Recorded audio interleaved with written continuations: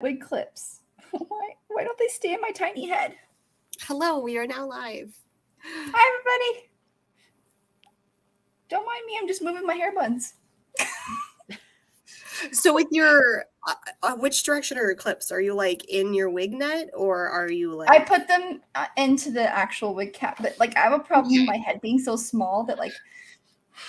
Because what I usually do is I like reverse the buns and then pop them in like vertically. Yeah, no, I'm gonna modify these ones. And I'm actually gonna sew them in permanently and add structure so that they have more of that like. She kind of has like that curve. It's just hard because, I mean, you're all cosplayers. You know how hard it is to like get something like lined up perfectly every time when you're trying to pin it in, and then you're like, "Screw this! I'm gonna sew it in." Every time, right? I had to move my rubber mat onto the floor of my apartment and then like punch holes on this because this is too long to put up on the table, and my poor downstairs neighbors just heard a mouth hitting the floor. Oh God. Alrighty, so we're gonna introduce ourselves. Hi everybody, I'm Chibi Raincloud, Pacific Northwest cosplayer. I dabble in a little bit of everything. I love building workshops, I do panel stuff, some judging, a little bit of everything. But I am wearing Chisei from Bride of the Ancient Magus because last week they made the announcement of second season. I am more than excited. I'm so stoked to see more. I could go on forever about Magus. Like, fun fact, I've been cosplaying Chisei since before the anime aired. Like, I was reading the manga when book 2 came out. It's one of my guilty pleasures. So if you haven't watched it and you need a fun fantasy romp, highly recommend Bride of the Ancient Magus. It's adorable. It's amazing. I promise you the first couple of episodes are very calm and tame compared to the rest of the series. It gets very dark. So that's your forewarning. It gets pretty dark in the last bit of the second season. So just like, you've been warned, but it's really good. It's a fun fantasy romp. So... I am Sam from Thermo Cosplay. You guys know me. If you don't know me, where have you been? I've been cosplaying since 2014. I know I've been cosplaying since 2014, and been doing Costalk Live since the beginning. So that's cool. Is this my turn? Yeah. Hi, I'm Autumn from Autumn's Cosplay. I am a Alberta-based cosplayer, and I mainly focus on competing and, you know, repeat, tell, cry with everything I do. And yeah, I try to judge now a little bit. I try to travel to different conventions. I've done a little bit of guesting this year, which has been really fun. That's how I met this human. Yeah, that's kind of what I do. And I work on cosplay when I have an interview. Tell us about what you're working on and what's going on and why you're crying. All right, so right now I'm working on the bottom of my Zelda dress from like Royal Zelda from Breath of the Wild. And this is because I am in 10 days leaving to go to the Netherlands to compete in the C4 finals against 17 other teams or 17 other countries. No That's pressure. Intense. That's like no, that's amazing though, and like, but that's the life of a cosplayer. Like, you get 10 per, like, you probably get about, I'd say, what, like, maybe if you're lucky, 60% of the cosplay done in like the time period before like the last 10%, and then the last 10% everything else gets finished. Like, well, it was really tough because like I qualified in 2019 and we were on it, and we took the summer to decide what we were going to do. Our organizer actually recommended that we do this one, and so then we went for it, started building, and then there was like some issues, like they couldn't get like a place or whatever to do it, and then COVID hit. So then like by the time COVID hit, we were at about, let's say, 60% done, because in that time we only had a year and we were like trucking through it. And so then every time through COVID, every 6 months, we would get an update on, no, we're going to do it on this date. Actually, we're going to do it on this date and this date. And so whenever we got those dates up, we kind of jumped back into it, and then it slowly dwindled away. And I worked on other projects. I did the World Cosplay Summit Qualifier video edition last year, so I built like completely different costumes and stuff for that. And then this year, once we knew it was actually happening, I had a lot of health complications, so I couldn't get going as much as I wanted to until recently, and now I'm like, time management. What is this? Oh, that's rough. And that's the hard thing with cosplay is whenever, like the pandemic messed up a lot of things, and there were a lot of people we were talking to, like when we were at Tucson Comic-Con last week, and they hadn't had an event for 3 years because they were supposed to have it last year and it kept getting moved, and then it got canceled. And so it was one of those things where everyone's like, wow, it's been so long since I've been to a con. And I'm like, I feel so weird because I've been going to conventions for almost a year and a half now, but most of them have been virtual. And so I know where it's like, okay, well, we want you to do this costume, but it's over a camera. Or, hey, we want you to do this, or hey, we're going to do this event. And then they keep moving it. Like, for instance, one event was a video game convention. And they're like, yeah, we're going to do our convention. And they did it as a drive-through.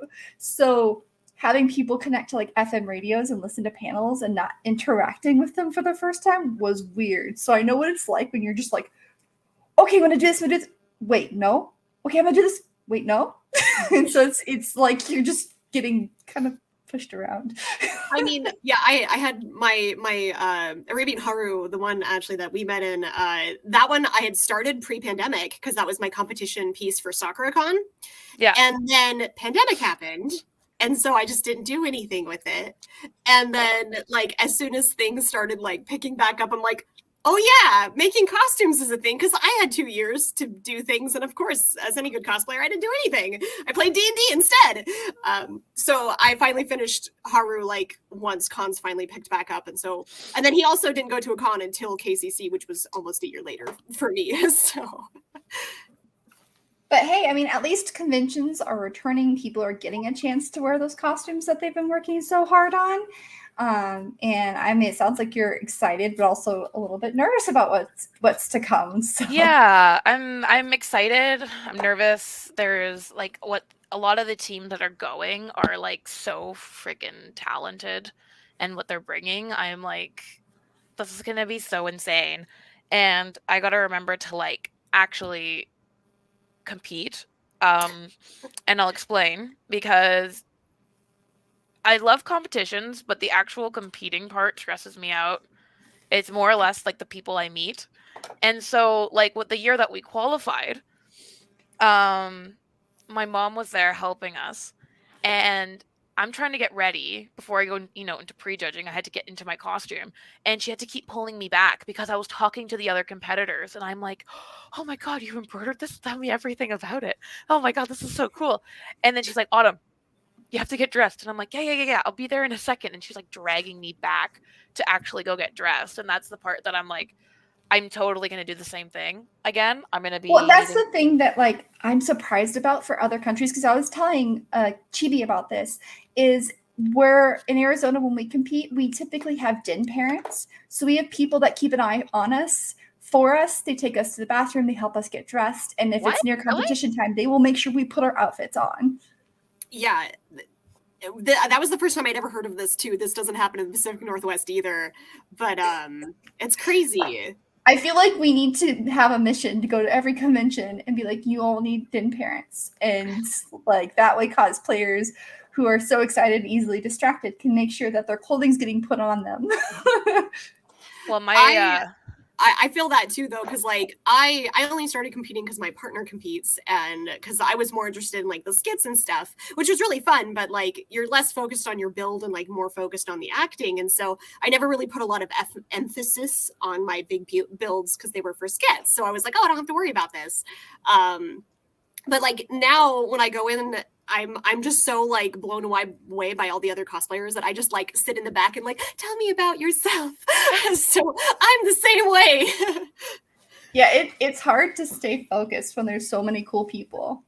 Well, there's a good chunk of my friends come from like competitions now. Like a large chunk of my like really solid cosplay friends come from backstage. So like there's another team that's doing Zelda, like Zelda Breath of the Wild. And they don't know this yet, but we're going to be best friends. And I'm like, because usually after judging, then they do this thing where you do like your photos and stuff. They actually have like a photographer set up so you can get nice photos of your costumes and stuff after you're judging. And I'm like, they don't know this, but we're taking photos. I want to take all the photos because they have regular Zelda and Link, and then we're doing Royal Zelda and Link. And I'm like, we need to do some swaps. We need to do some, comedic stuff. I'm like, yeah, no, just so they know.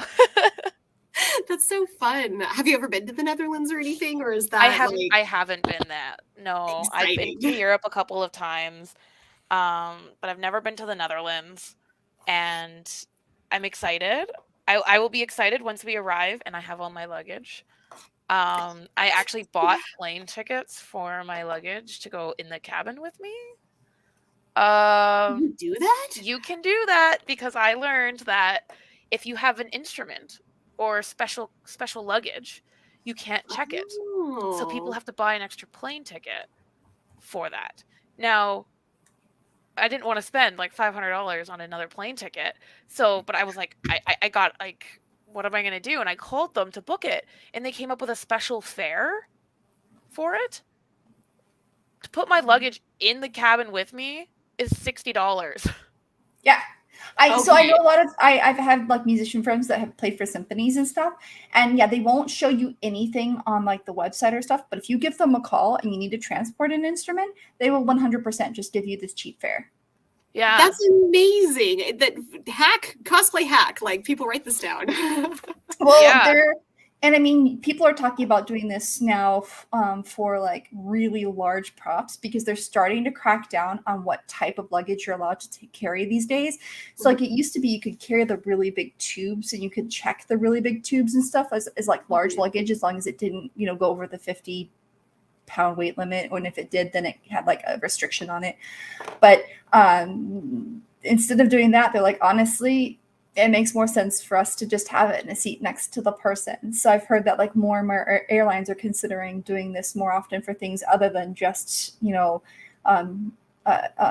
musical instruments, like large props and stuff too. As a cosplayer who's starting to fly to conventions, this makes me very happy to hear. I am so scared. Like I'm honestly like I've been pricing all of like the big suitcases, like the plastic ones, and like how sturdy they are, and like what PSI they can take, and like will it be able to like fit these types of like luggages, and like I've just been so into figuring this out because I'm so nervous about my first like flight with a cosplay that I'm like, what do I do? Because background, I do travel a lot, but I'm a backpacker. So I'm the type of person that has everything on me in the cabin. Like I never, ever have a bag that gets given to the airport because as a backpacker, if it fits the requirements, you can just take it with you. And so I honestly am horrified of something happening to my luggage or my cosplay. So I'm like, what can I do to make this happen? Yeah. Well, I have an acrylic, my frost spear is acrylic, so I'm just gonna wrap it and like tape it, and then I'll put it in the I've gotten all of the leather work you've been doing and other stuff. Oh, this is so pretty. I'm sorry, I'm a social media stalker. That's okay. So that's actually what I'm working on right now. And so there's 29 pieces. I've had to do this 29 times. Oh my god. Good old leather work. Oh, it looks so good though. Good old leather work. And so what are you adding now? You're just sewing it to the skirt is what you're up to? Yeah, so there's a trim that goes all around the skirt. And so I'm adding the trim to this piece first. And then I'll add it to the skirt afterwards. It's just easier than holding the entire skirt piece. And then, so like this, there's like, it's almost like it's like a faux bias tape kind of thing. So there's this piece here, and then there's a piece on the back, and then it just stitches over top. So it's like, there's like a channel there. And then, then the dress will just fit in there. You close it, and then you just stitch on top. Wow. I'm impressed. So that's how most of it's been going, is like if you think of like a bias tape, except where there's like the fold over the edge, we've just cut that, and that's how all of the trims are done. And then because it's leather, and once it's done, I'm just gonna wet, like, not this one because this is like against another piece, but I'll wet the edge and then I'll slick them all down and it'll mold them closer together so it'll look like it's wrapped around, but it's not. Oh. Okay, that's cool. I've never used leatherwork before, so all this is new knowledge to me. Yeah, so See, leather is the first thing I did for cosplay because I'm crazy, but also because I grew up around farms, and actually leatherworking is really common around farms. And like I helped take care of horses and stuff, and you use a lot of leather when caring for horses. So that's why leatherwork just kind of came second nature to me. It's so cool. Yeah, so a way you can look at it, or this is how I kind of explain it, is if you've ever used like Warbler, picture Warbler, but instead of heating it up to mold it, you wet it. Oh, okay. That's kind of the way that most cosplayers are like, oh. Yeah, and it's so much easier to wet form leather than it is actually. So like Warbler is a quick learning material, but you burn the snot out of your hands quite frequently. Wet forming leather requires definitely more strength, but it's so much smoother. Like you can get a lot of concave and convex shapes a lot faster and easier than you could with Warbler. However, leather takes more time to cure and treat, and you have to constantly oil it too and take good care of it. Well, if you look, Thermo, if you open up my Instagram again, the latest post that I put up, talking about what we're doing today, that's a great example. Is it a story or is it no, it's a post. Okay. Let me go back to Instagram. Boom. All right. So the first post there, yeah. So all of that, all the armor is leather. Whoa. Yeah, it see there's only one reason I can tell. Hang on, let me actually stop sharing the screen and do this properly. It gets goofy when let me share properly. Here we go. Aha. Is that better? That's better. Yeah. So that's all leather. Wow. And I did it for two reasons. One, our skit was like really like it was a fighting skit and we needed it to be durable. And two, that makes sense. I am super terrible. I treat my costumes really bad once they're done. I like once I'm done, I like take it off and I throw it in a bin and I'm like, I am done with this. And then next time I go to open it, I'm like, what happened to you? Yeah, and leather can survive that. Like foam can't really survive it. Warbler gets chipped and battered pretty easily if you're not taking good care of it. Leather can do just about anything. It just needs some conditioning here and there. Yeah. Okay, now like call me crazy, but I love this. Like now I'm gonna have to start researching like some leather places. Like, okay, so how do you color your leather? So there's different ways that you can do it. There's like stains, there's dyes, and there's paints. So sometimes you need a combination thereof. If you open up my Snow Quill link right there, down one. Down one. Oh, dude, sorry, not paying attention. There you go. So with that one, I used a couple different things. Like, so the bracers, that's a leather dye. And the dye, it sounds exactly what it is. You put it on and it absorbs into the leather. Same thing for the boots. The chest plate and the middle of the boots, those are actually a one's a utility hide and one's an oil tan leather. Okay. So they're already colored when I got them. And then things like my King Arthur, my armor piece, that is a combination thereof. So that was actually 2 coats of a metallic silver water stain, then 2 coats of the silver Angelus paint, and then it was a little bit of a black dry brushing, which is acrylic paint. Okay, no, because that's I want to get into like durability cosplay because I just destroy things. So it's like, that would be super cool. And honestly, I've been struggling with my D-lit armor because I did it out of EVA and I'm just really not feeling it. Like I've been having a lot of issues with the shaping and like the weight of it and stuff. And and in the manga, it is stated that D-lit's armor is leather.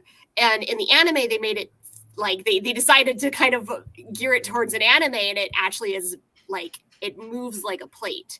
And so I was like, well, EVA will give me that look, but that is gorgeous. And that would be perfect for my armor. Yeah. And it's really nice because like leather armor has been used in a lot of things traditionally. Sorry. And also like in movies and that as well. It's used a lot to make like metallic armor. It's actually just leather. You can make it fit like medieval armor would. Yeah, that like So all of King Arthur's stuff, like that is all put together as if it was like a knight, like a medieval knight.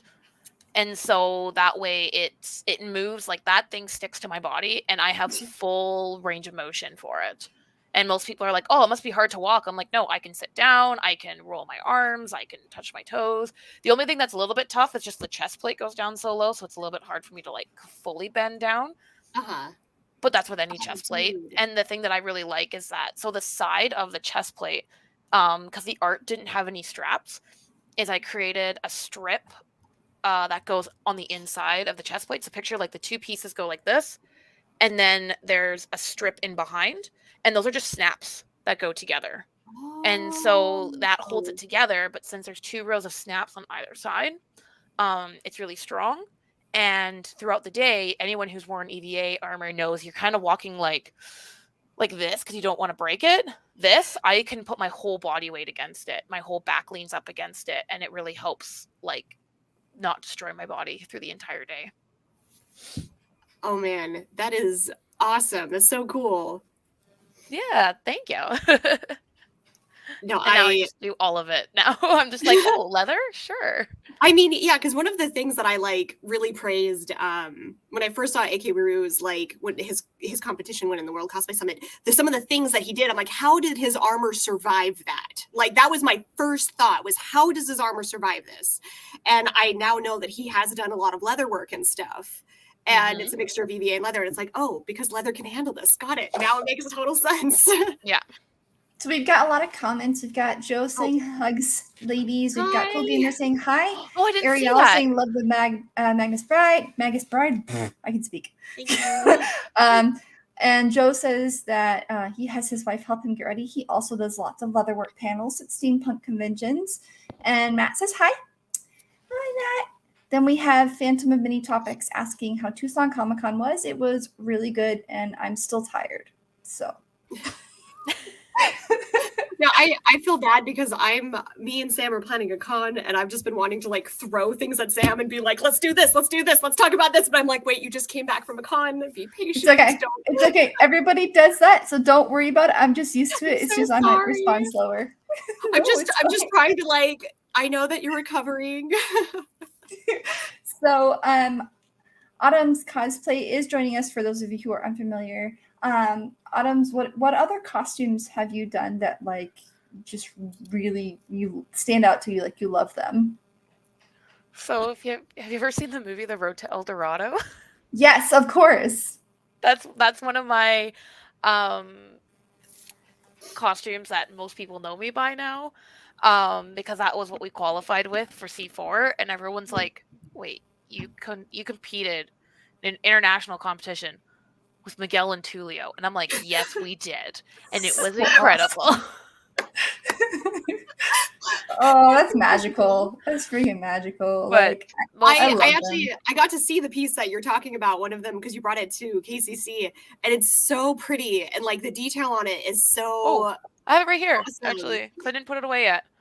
So this is the top of it, and this is all hand beaded and hand embroidered. Pretty.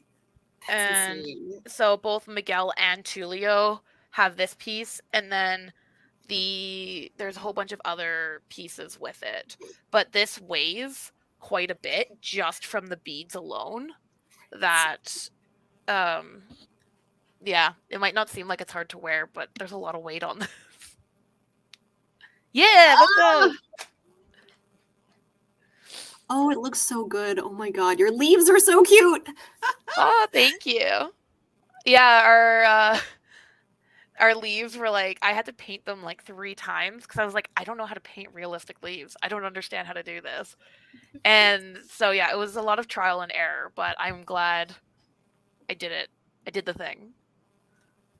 It looks so I don't awesome. mean to call you out, but I remember when we were talking about this, you were talking about like really wanting to culture, and like this was a big baby for you. So Yeah, and you'll see with the Zelda costumes when they're done, like it's not like an actual like heritage culture, like a real world one, but the Zelda culture is definitely really embedded and infused in it, and that's just like my favorite part is really bringing costumes to life through that.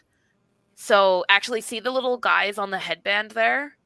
That's if you watch the Tough to Be a God, there's one part where there's like these panels like running through and there's like Yeah. the people bowing. We Holy stopped them and then took them from there. Yeah, I Oh my noticed that gosh. and I was looking, I'm like, oh my gosh, this is awesome. They even added the little dancing dudes. And then you'll see like the blue sleeve with like the lace and stuff. That's actually my King Arthur like Arturia Pendragon.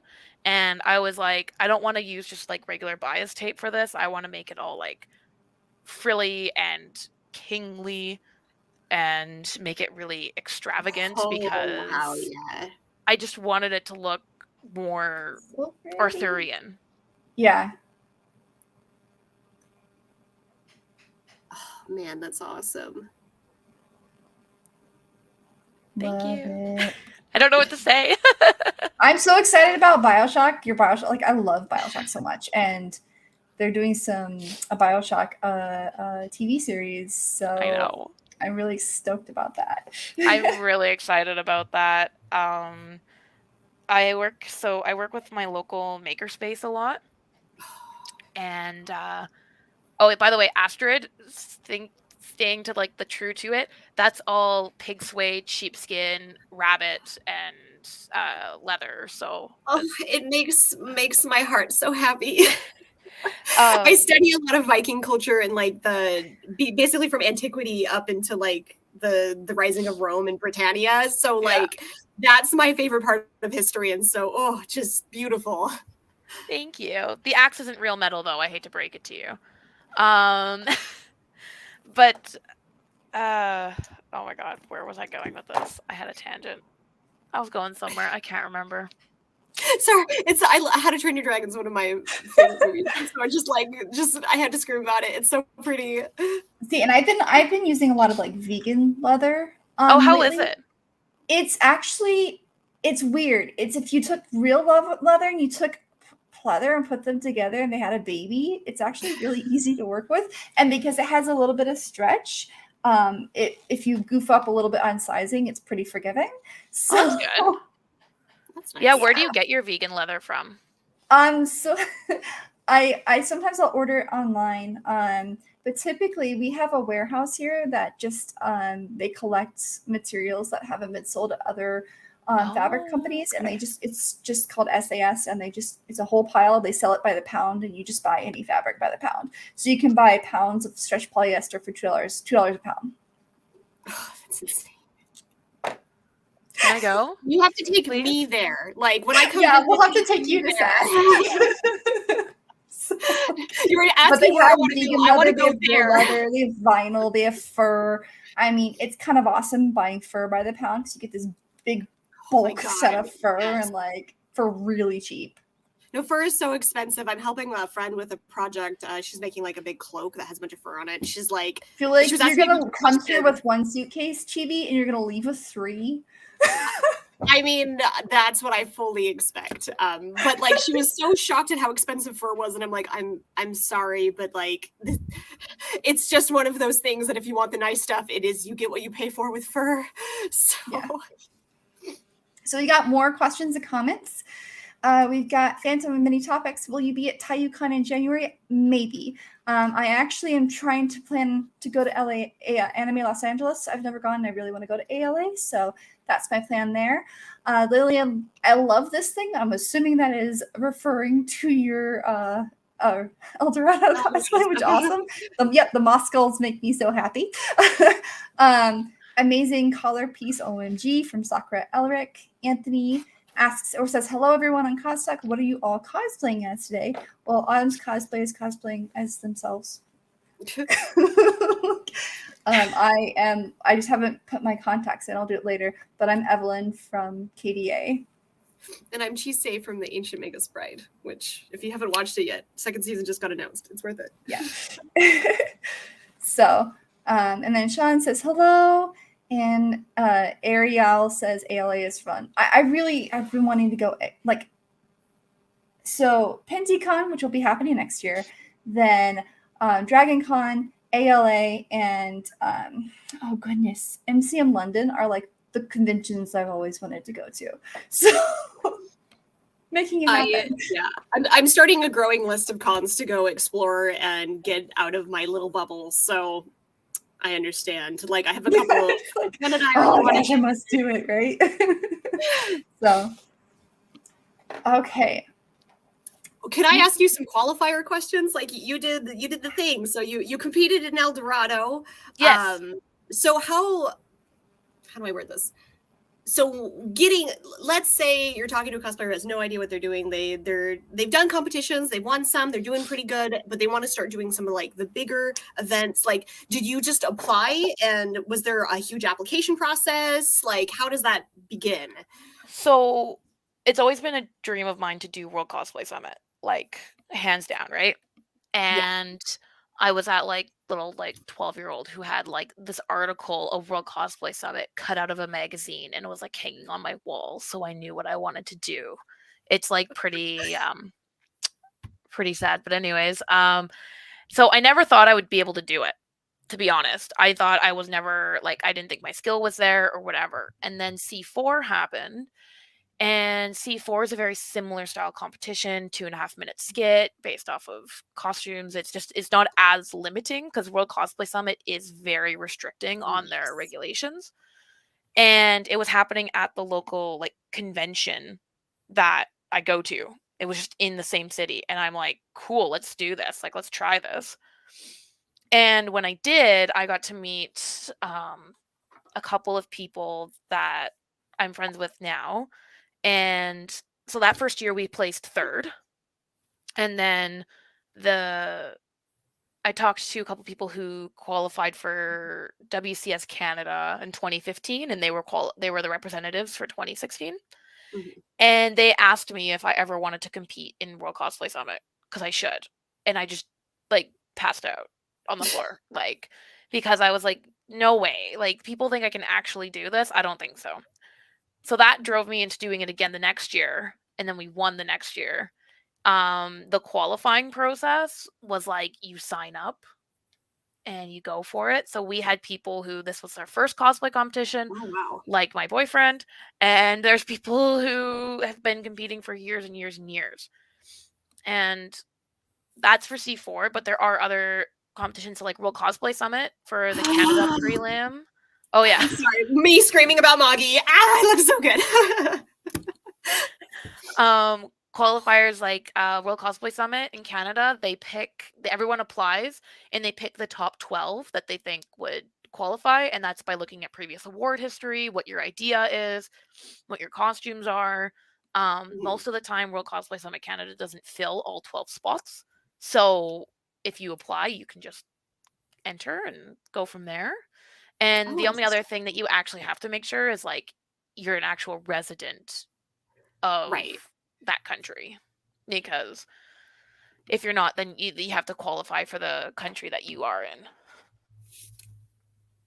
Yeah, that's so cool. Now I was just curious, like where do you start with all of that? Yeah, you find the registration and you sign up. Like if you look at World Cosplay Summit 2015, Team Mexico, they qualified and won the entirety of World Cosplay Summit, and they've only been cosplaying for 2 years at that point. Oh wow! Oh, I didn't realize that they only didn't. I know who they are, but like I didn't realize that they were so new. Wow, they were pretty new to it, and so from what I've heard, maybe I'm wrong, but yeah, no, they've done quite a bit, and they rocked it and they won it. Oh, so they did a Zelda skit. Wow. Yeah. No, I'd seen their costumes before. Yeah, their performance is amazing.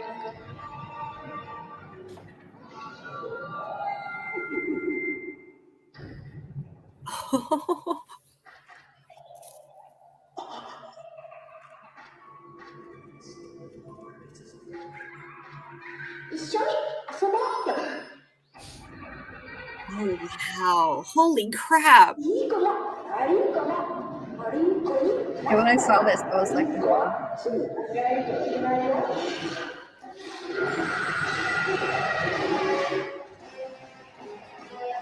Whoa. As someone who has PTSD from this game, like, yeah.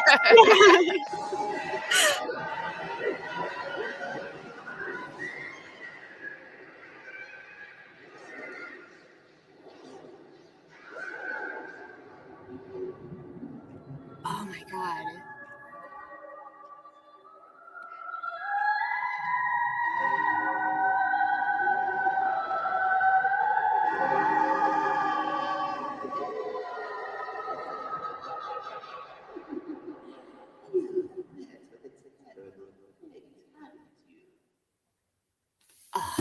It's so good. Yeah. No, and like that's the I was keeping up with a lot of this year's too, and like I was screaming at Mexico because they did Inuyasha and it was freaking gorgeous. I just their skit this year really got me. But the winners of the video division, me and my partner just gushed and raved over how well they did. Like this year blew me away. This year? Oh yes, this year. Yeah, this year, because this year was a Final Fantasy. It was one of the newer Final Fantasy games, but like yes, the way the way it was handled, because I'm a longtime player of that game, and so I screamed about it, but my partner had never watched or seen anything from that game, and she screamed about it. So I'm like, when you're working on skits for these types of prestigious pieces, you need to be able to tell a story to somebody who doesn't have context. And like that's something I always tell people with skit competitions is like you have to tell a story to somebody who doesn't have context. All of my costumes that I've won in are from like very niche things, but because the story was so universal, people were able to understand. And so I gotta say, like, that Zelda one was perfect because like even though you didn't know the game, like you could see there was a struggle, there was a battle, it was somebody like overcoming things. Like that was so well done. And same, like, for anybody who's new and interested in competitions, going back and watching any of the competitions and the competitors is a really good way to kind of get a feel of how the story goes, I guess, because like you want to be able to make sure people understand what you're doing, even if they don't understand your cosplay. I do so many costumes that are like, unless you play the game or unless you've heard of this manga, you've probably never heard of it. So you don't have to do something popular or something big to get into these types of things. You just have to be able to tell a really good story.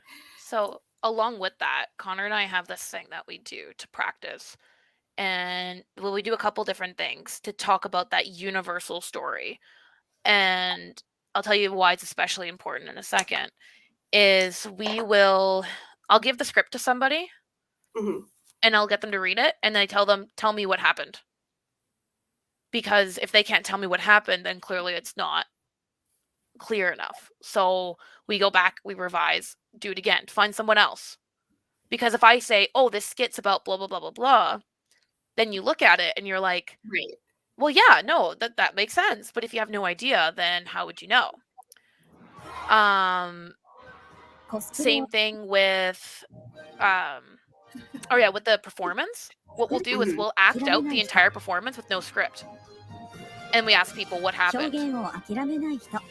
And if they don't know, then we need to make it clear. And if they do know, then we're good. I mean, that's brilliant. Like that makes a lot of sense. It's like one of the things that we talked a lot about was just like the concept of like the reason why the video division skit was so perfect was because it told an entire story that was super comprehensive to people that didn't understand the story because Sakura knew nothing about it, nothing about the game other than it's a little gay. And then like I love the game to death. And so I caught all the Easter eggs and all like the beauty of the lighting and the beauty of the story. And like, there was just a bunch of teeny tiny details and some things that they said that I'm like, oh my God, that's like literally from the game. And so it was so perfectly written that it was enjoyed by both parties. And so it's like, that's so important with that universal storytelling. Why push through cramps and backaches? Thermo, take a look at the video I sent you in the chat.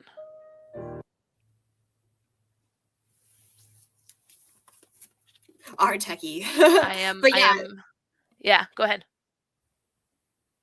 I just find this super fascinating because skits is it's what really drove me into like really getting into cosplay. Okay, yeah, we gotta watch this. Hey, this is just like one of our regular scams. They already think that we are gods. All we have to do is wave our hands around and do some mumbo jumbo magic, and voila. All right, you better not mess this up.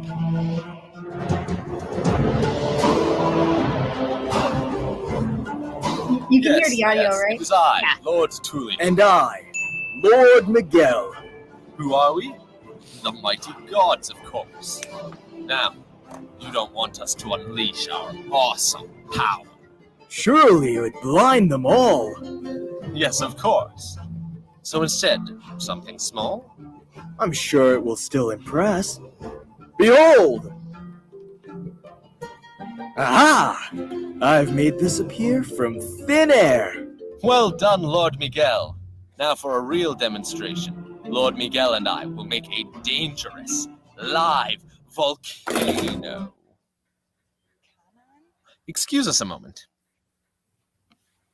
How could you do that? Gods don't make mistakes. I'm sorry. I'm trying my best. You need to try harder. Okay, but I do make mistakes. I'm only human. You're not a god? You lied to me?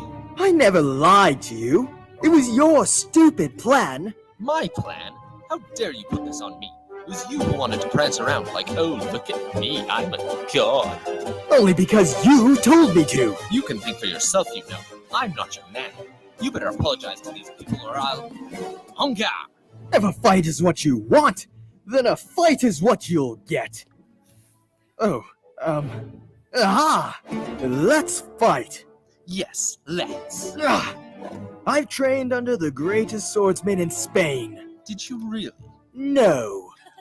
Well, I have trained for years with your sister. And trust me, she can really handle a sword. Ah! Hey, you almost hit me. Sorry. Enough. You fight well, but this will be your end. Counter proposal. We call it a draw. I like that. Let's get out of here. Thank you all. You've been a wonderful audience. So that's when I did the things. That, but like, it's perfect. It tells a whole story. Anybody who goes in who's never, God forbid, has never watched El Dorado, can like pick up the story as you go. But then there's so many little Easter eggs, like the little fight, and then your sister. Like those are all like lines from the beginning of the show. Like that, those are. It's so well done. Thank you. Yeah, we had a lot of fun with it. We were like a little bit worried about putting the "she can really handle a sword" line in it, but people found it hilarious. So we're like, okay, we're good. Glorious. So what are your plans for the future? Like what other than going to the Netherlands, what are you also looking forward to? Well, I'm hoping next year I can qualify for World Cosplay Summit or go and compete and try for that. I'm hoping to do other competitions like they're called ICL and R2 Play. I just want to keep doing that kind of stuff. Locally, I want to try and do more judging or guesting just to, try and help people who want to do this and kind of give them those tools to do it, because it is possible. Anybody can do it. At one point, I was just a 12-year-old who bought a dress from Walmart and hot glued sticks onto it because I wanted to be a nature goddess. So, anyone can do it. If I can do it, you can do it. And yeah, and then the other thing is I've been very, very fortunate that I have a couple different companies that I've been working with that are interested in what I do. So it's kind of helping them and helping them, and then helping me try to like grow and show like other things that are easier for cosplayers. So I've been working a little bit with Tandy. I've been working a little bit with a company called Enlighten, and they've been wonderful. And I'm just really excited to show you guys like what more we have planned to present on that. Yeah, links in comments for Facebook, YouTube, and Twitch to check out Autumn's Cosplay. It looks like there's a link tree there, so make sure to check them out. We are getting close to the end here. We got 15 minutes. So if you have any personal questions that you want us or her to answer, please throw them in the chat and we'll see them.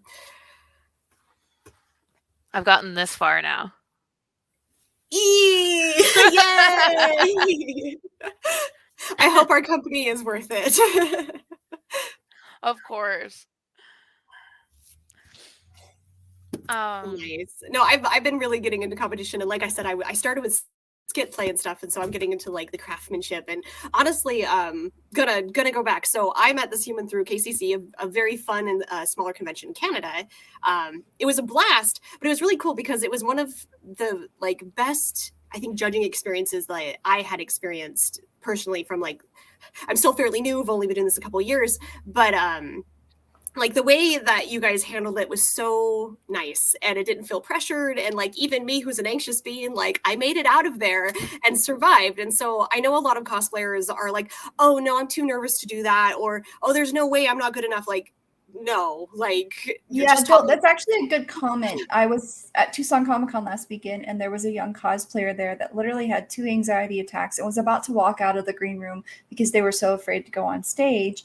And the MC thought we all thought their costume was awesome. The MC went backstage, grabbed their hand, helped walk them up to the stage, and just kind of gave them like a little bit of encouragement. And they went on stage. They did an awesome like pose, and like the crowd got all riled up, and they left. And Tucson Comic-Con has a special award for individuals of courage in honor of a cosplayer that had passed away recently. And that cosplayer earned that award. Aww. No, that's amazing. Like, I honestly, even if you feel like you're too nervous or scared, like, I'm gonna say one of my favorite quotes of all time. I say this all the time, but it's from Assassination Classroom. It's from Korra Sensei, and it's the difference between a master and a novice is the master has failed more times than the novice has tried. Until you start trying, and until you start doing these events, and until you start doing the judging and like getting involved with it and learning about it, you're never going to get better. And so if you're a cosplayer that really strives to get better and want to see how to take their cosplay to the next level, judges and competition is a really good way to do it, because you can sit with other cosplayers and talk about technique, learn about other things. I learn things every time I compete. Like, I learn some new technique every single time I go into those rooms. And so it's a really good way to learn and stretch. And like, I've only ever won skit competitions, but I still compete. Like, for me, it's not about the win. It's about the knowledge. It's about learning to get involved and learning new techniques and getting better as a cosplayer.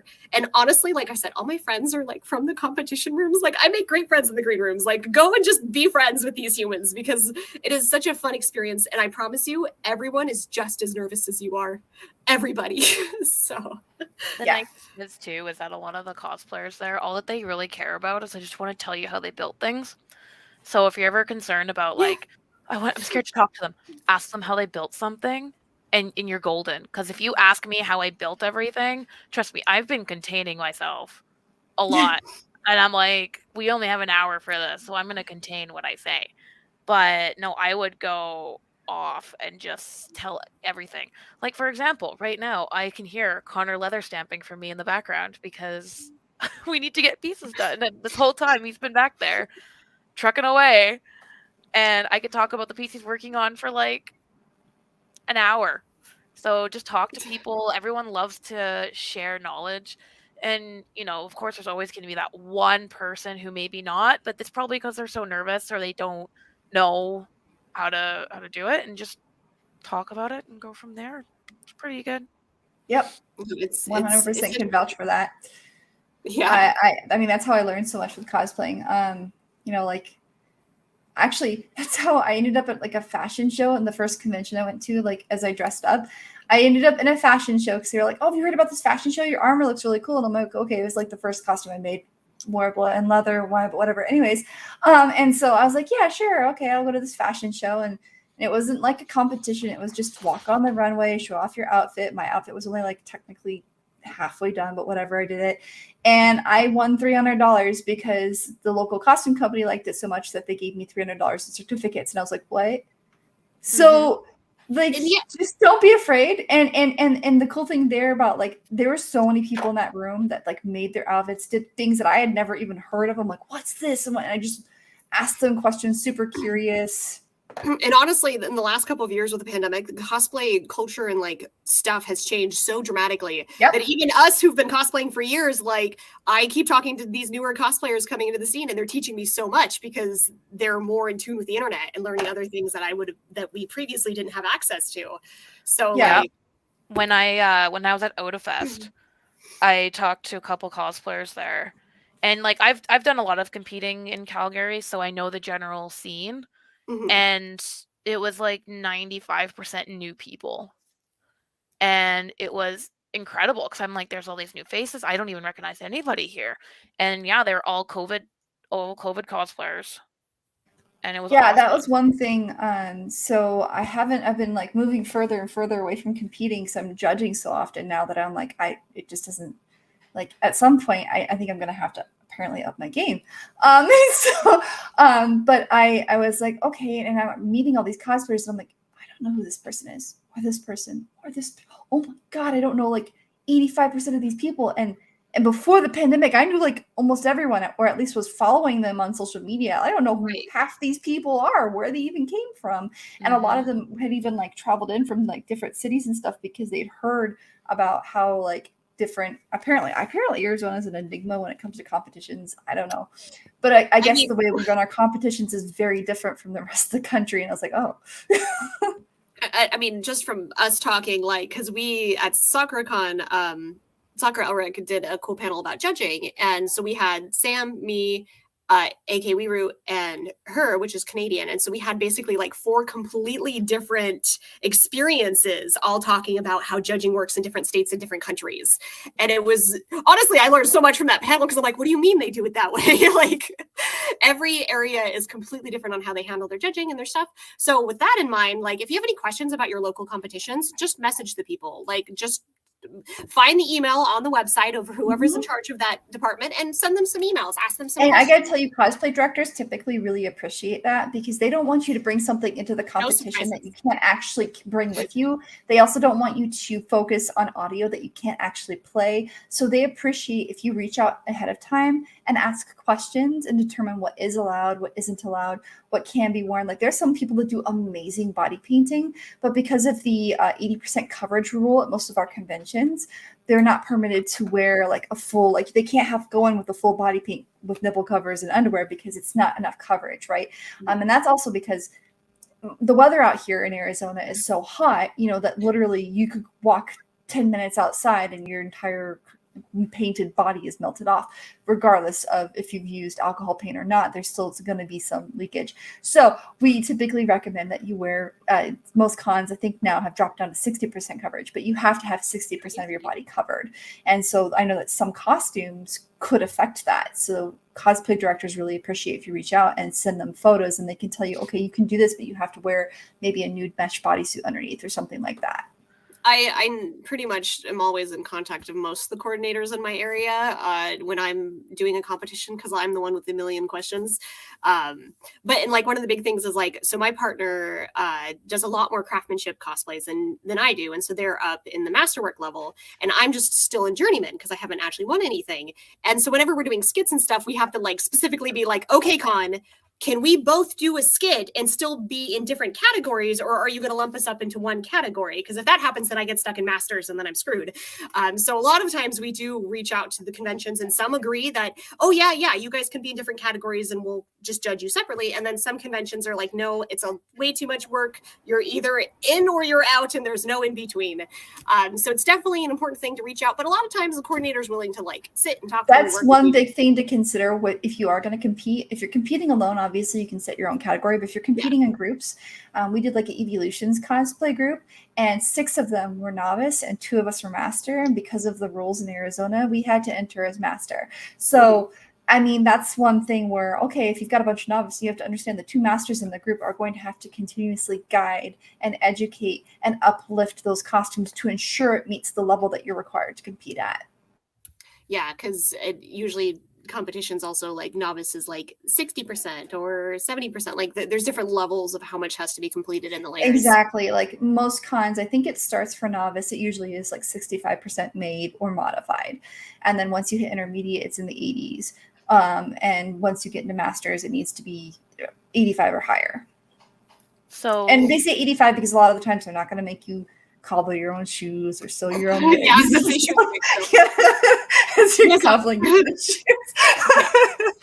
I've actually cobbled my own. Well, technically, I've stolen the soles from a pair of shoes and applied them to shoes. I mean, that I made. say this, but my next costume, I am making my own shoes. So, like, it happens. Yeah, and I mean, with wigs, like, I'm not very good with wigs, so I have to at least buy a base wig, and then I can modify from there, but I cannot sew my own wig. Ironic, I can make Most a people foam don't. wig from scratch that fits my head perfectly, but I can't sew a wig. I can make a foam wig that looks like real freaking hair, but you ask me to use real freaking hair, and I laugh at you. So, You were gonna say, Autumn. oh, my current shoes for C4 are currently with the cobbler right now because I made the leather boots from scratch. And then I sewed my own wig for Zelda. It's actually 5 wigs put together. So that it has. seems intense. Like, I just don't have. I'm so excited to see this finished. Mental Like fortitude. because I was, we were gushing about some of the detail work you were doing, and like I am just insanely excited to see how this all comes together because I'm also a huge Zelda lore nerd. So like I'm excited. I love this. So which design are you doing? I'm pretty sure I know which one, but which? So we're doing the Royal Zelda and then the Royal Guard Link. Okay. But yeah, no Links. Everything is like head to toe is handmade. Like anything you can think of is handmade. That's awesome. And then same with Zelda. When you were talking about the organizers and talking about them, actually one of my good friends is my C4 organizer. And we became friends because I'd email her on like a weekly or bi-week or like twice a week basis. And some of the things that she let me get away with were only because I emailed beforehand and she approved it. And she's like, when I showed up, she's like, if you didn't email me and I said I would let you, you wouldn't be allowed with this. And I'm like, cool. Thank you for letting me be allowed with this. Yeah. Because your top there for Miguel, like as somebody who does a lot of like crazy binding and stuff, like is beautiful. Like whatever you did so very good because it's hard. Like as somebody who binds regularly, like it looks so good. Thank you. Yeah, so I'm currently working on the panels on the bottom of the skirt. Oh god, it's so pretty. Yeah, I figured that was the version you were doing when I was seeing the panels. I'm like, I'm pretty sure I know which version. Yep, But double check, 'cause unfortunately, you never know. I'm on panel 4 out of 29. Let's go. Woo! I don't envy you, but I'm excited to see the results of everything. Like, So we are in the last like 2.5 minutes. If you want to reach Autumn's Cosplay, you can find the link tree here. I posted it on Facebook, YouTube, and Twitch in the comments section. You can also look for the links in the YouTube video link. If you go to YouTube and you like and subscribe, you'll see all the details inside that video. So Autumn, do you have any other comments, advice, anything for anybody in the stream? I mean, if you want to compete, just do it. Like, it seems really scary and terrifying until you actually do it, and then you're like, oh, that's it? Okay, cool. Can do it. You get your like 30 seconds to like 10 minutes with the judge, and then once that's done, you're like, wait, what? That was it? Okay. That's what I was nervous for? Sounds good. Yeah. And yeah, I guess if you want to watch the C4 finals, I'll be posting a link of it on my social media when it's done because it is being broadcasted on Twitch, and it'll be, remember, I think it's at like 6 o'clock their time, so it's more like 10 or 9 a.m. for you guys. Yeah. Which isn't too bad. It's not like it's like 3 in the morning.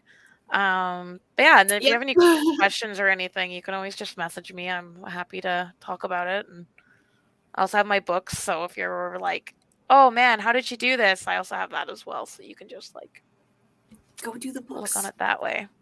I thought it was easier, and I'll have one for Zelda and Link once I get around to it. Yeah, I saw your book on leatherworking for Arthur Pendragon, and I think now Chibi, I'm probably gonna do Parn. Please, because I can sew that undersuit so freaking easy, and And I was just mostly struggling with the patterning of the pauldrons. And when I saw your Arthur Pendragon, if I uplifted the underside with a little bit of furniture padding or maybe some of the heavyweight foam that I have, I could get the lift that I need for Parn. So I think, yeah. Everything about Lotus War is like F those pauldrons. Just like the entirety of like the rest of his armor is easy. His like little hip guards, greaves, his greaves are easy. His like everything's easy except for what the F? Why do his gorget and pauldrons like merge into one thing? They're not supposed to be one thing. Like, no, a gorget goes around the neck, pauldrons go on the shoulders. They don't go together. If it's too much, Sam, like it's okay. Like we have a very short time, but like if you do Parn something, we're doing a photo shoot. Didn't know what armor actually does.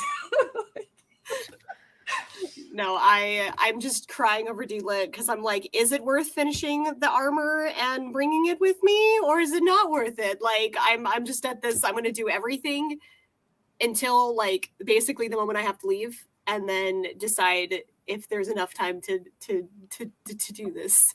No, because when I wore them, one of my pauldrons broke, so I have to fix the mechanism in it. And I'm hoping if I fix the mechanism, I can make them stronger, because my cloak was so heavy that my pauldrons drooped.